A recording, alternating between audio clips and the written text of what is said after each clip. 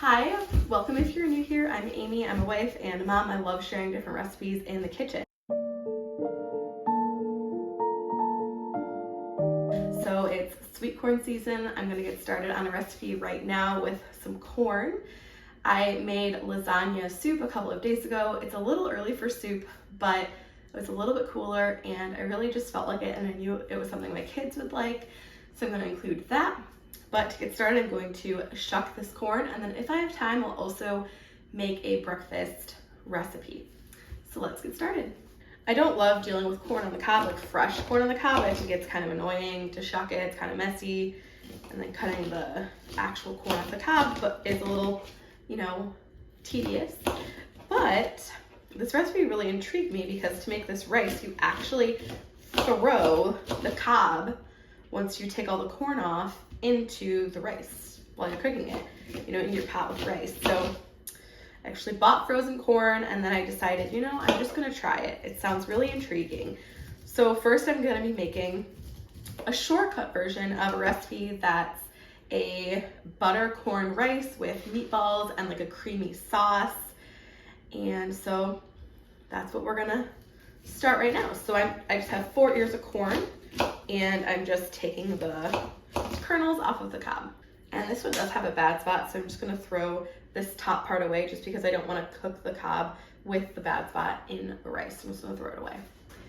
I'm gonna make rice in the Instant Pot. It's my favorite way to make rice.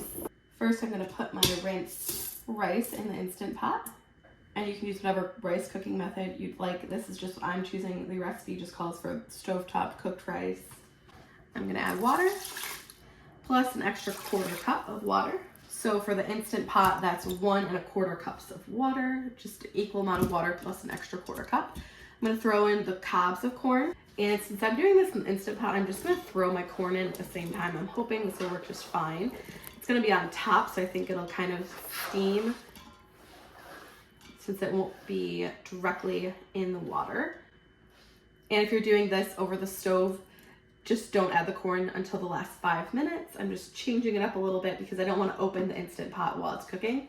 I'm just going to cover it and cook it the way I normally cook rice. I think this time I'm just going to use the rice function. Sometimes I just do 10 minutes and then 10 minutes of cooling, whatever method you'd like. And then I'm going to add seasonings once it's done. Now I'm moving on to a creamy sauce. So I shouldn't have cut this lemon in half, but I did. I'm just going to zest it in half like this. So I'm gonna zest an entire lemon. Now let's go ahead and add the juice of the whole lemon, some salt, and some sour cream. This is 3/4 cup. I bought this sour cream because I made peach bread. I'll link that video below. It was so good, and I knew I had some leftover sour cream from that. And let's just give it a nice stir. And that's gonna be the sauce on top of the rice and meatballs. So I'm gonna be doing meatballs too. Here is the sauce. It's nice and creamy. So I'm gonna set that aside. And the recipe does include ingredients to make homemade meatballs, but I am just gonna use frozen meatballs. I'm just gonna use what I have, and I don't have a ton of time today. And I just don't feel like making homemade meatballs, although they're so delicious. So I'm just gonna use frozen meatballs, and I'll show you how the rice looks when it's done. I'll show you what else we're gonna add to that. It's just very simple.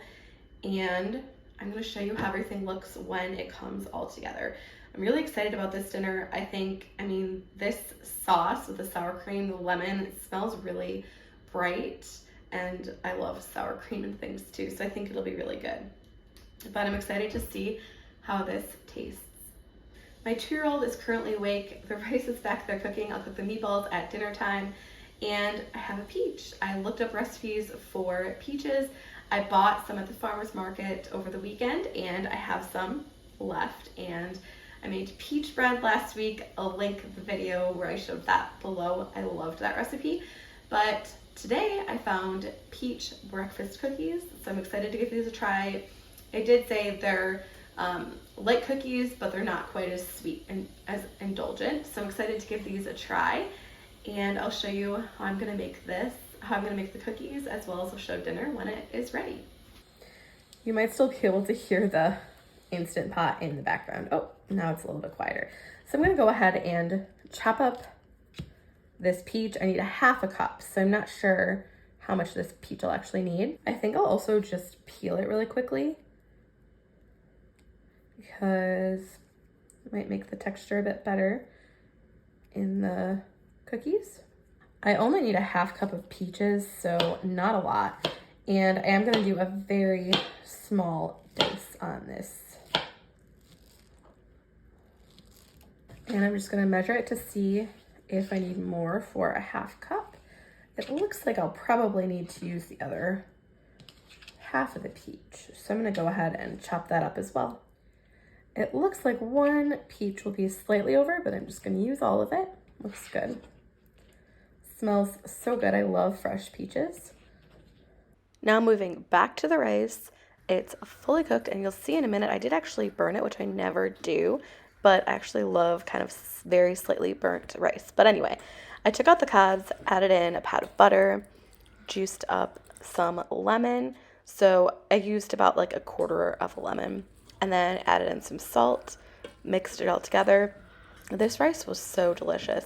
It was sweet from that corn. I think the cobs did make a difference because overall the rice just tasted a little sweeter. It tasted kind of like corn. I loved the corn in there. I liked the salt and the lemon juice. It was so good. I normally don't cook it on the rice function, so I'm not sure if it was that, if I didn't add enough water, if maybe I just cooked it too long. But either way, the rice did burn a little bit, but I didn't think it took away from the rice. I thought it was really good. I've moved on to the next recipe, which are those breakfast cookies. And I just blended up the oats because I was using old-fashioned oats. I did do it a little bit too much, but I liked the texture. So I'm just adding that to a bowl. I melted some butter. I'm adding in some milk. I added in some flour, cinnamon, and nutmeg. I love those flavors together. I think they're a really nice combination.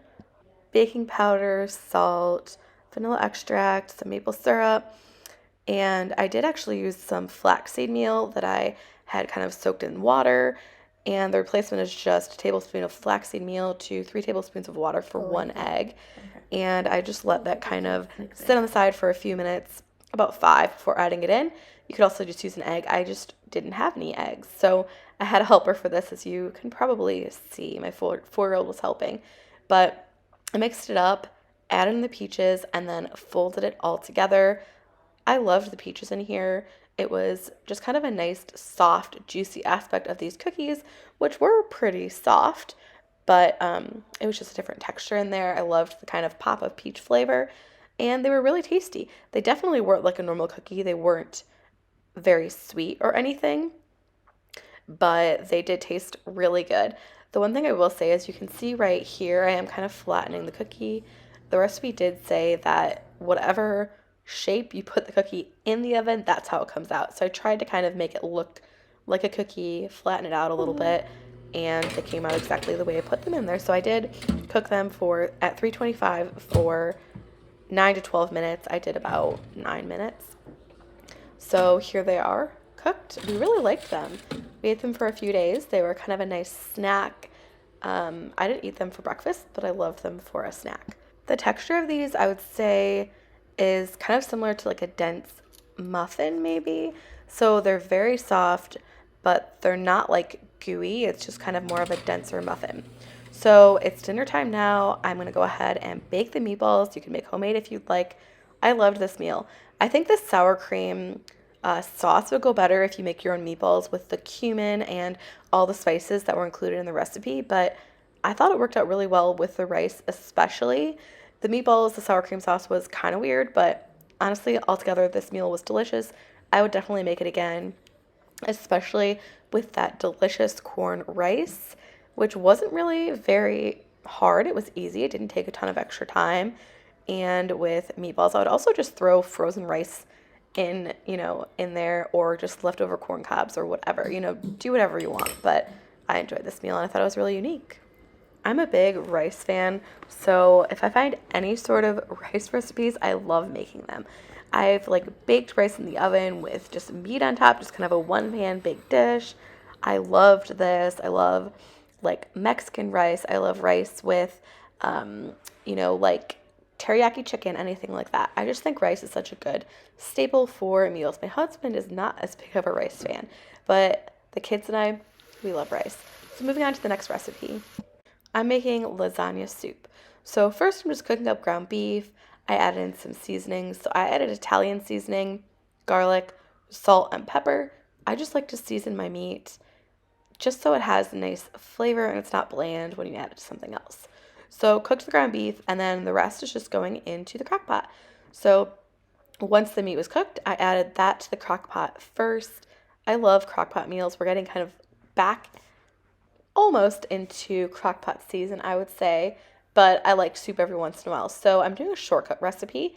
It just uses a jar of marinara. That was 32 ounces of the Rao's marinara. Then I refilled the jar up with water to kind of rinse it out and also add the water that I needed to.